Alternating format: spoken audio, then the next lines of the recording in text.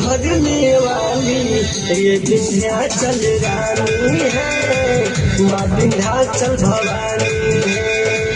ये विंध्याचल रानी है, माँ विंध्याचल भवानी है।